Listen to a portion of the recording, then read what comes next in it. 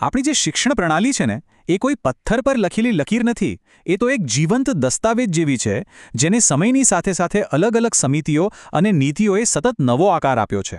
આજના આ વિશ્લેષણમાં આપણે એ જ ઐતિહાસિક રૂપરેખાઓને સમજવાનો પ્રયત્ન કરીશું જેણે આપણા શિક્ષણના વર્તમાનને ઘડ્યો છે અને ભવિષ્યનો પાયો નાખ્યો છે. તો ચાલો શરૂ કરીએ.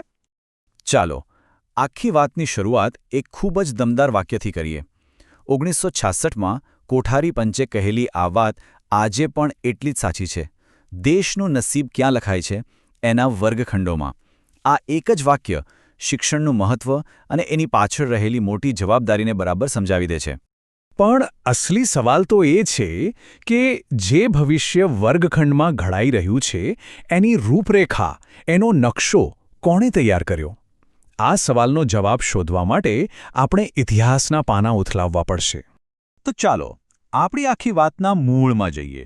શરૂઆત કરીએ આઝાદી પહેલાંના સમયથી.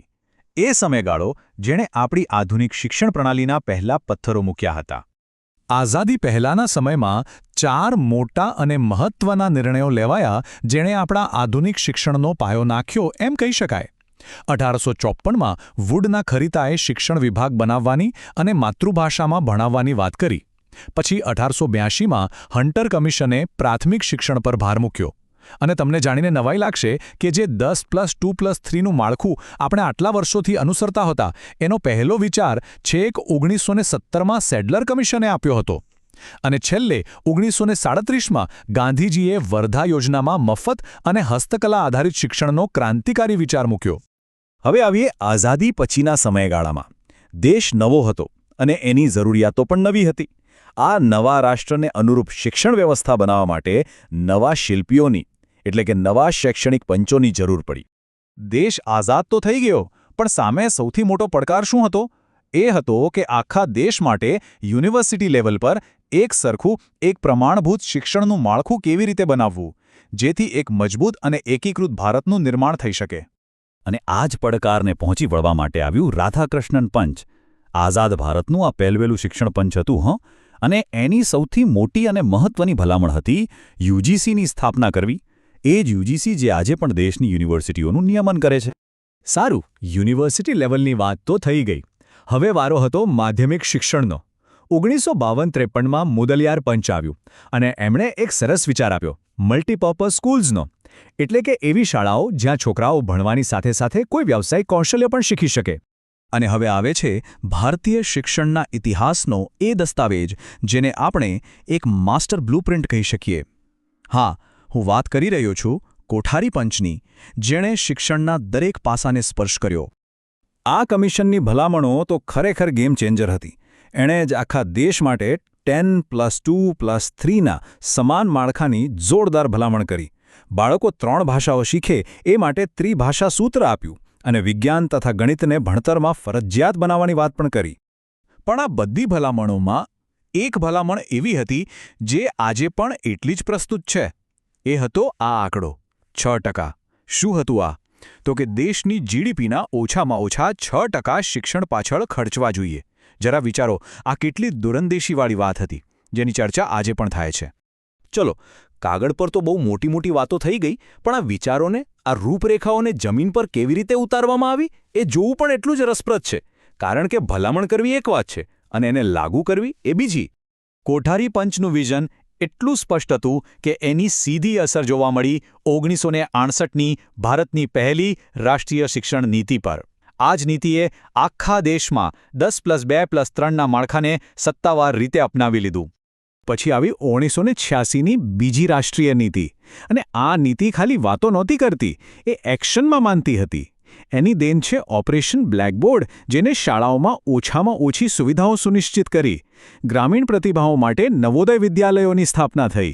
અને શિક્ષકોને સારી તાલીમ મળે એ માટે જિલ્લા કક્ષાએ DIT શરૂ કરવામાં આવી.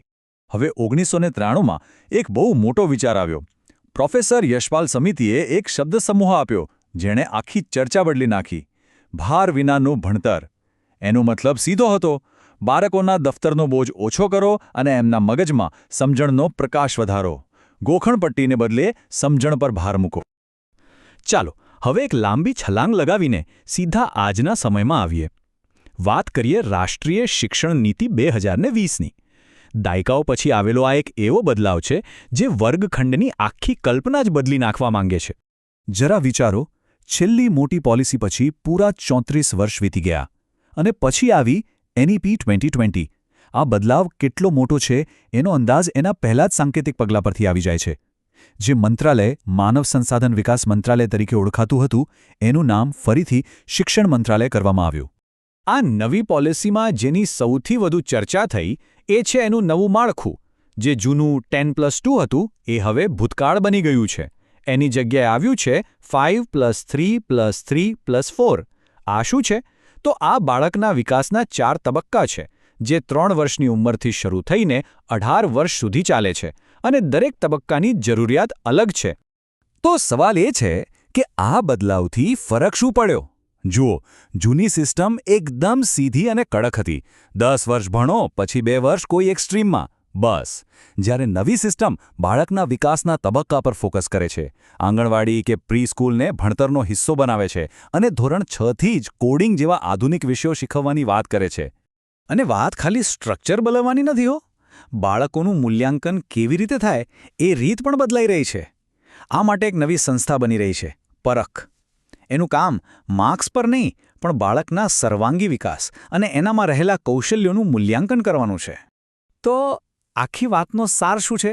જો આપણે સરખામણી કરીએ તો જૂની રૂપરેખાનું ધ્યાન માળખા પર હતું, 10+2 સિસ્ટમ પર હતું, ઘોખણપટ્ટી અને બધા માટે એક સરખા નિયમો પર હતું.